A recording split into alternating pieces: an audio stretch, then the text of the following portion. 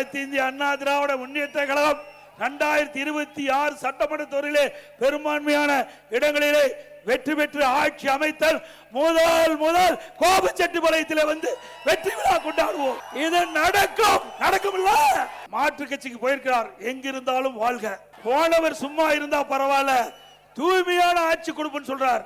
அப்ப பொன்மனச்செம்மல் புரட்சி தலைவர் எம்ஜிஆர் இருக்கின்ற பொழுதும் சரி, மாண்பு அம்மா இருக்கின்ற பொழுது நீங்க அமைச்சரா இருந்தீங்க, நான் முதலமைச்சர் இருந்த பொழுதும் என்னுடைய அமைச்சரவையில் அமைச்சரா இருந்தீங்க. அப்பெல்லாம் தூய்மையான ஆட்சி நான் கொடுக்கலையா? நல்ல ஆட்சி கொடுக்கலையா?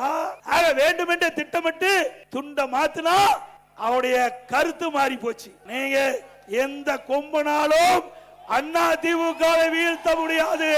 இந்த எடப்பாடி பழனிசாமி ஒருவர் இல்ல, 2 கோடி அண்ணா திமுக தொண்டர் இருக்கின்றார். இந்த எடப்பாடி பழனிசாமி இல்ல, இங்க இருக்கிற யாரோ பொதுச் செயலாளர் வருவாங்க. அண்ணா திமுக ஜனநாயகம் உள்ள கட்சி.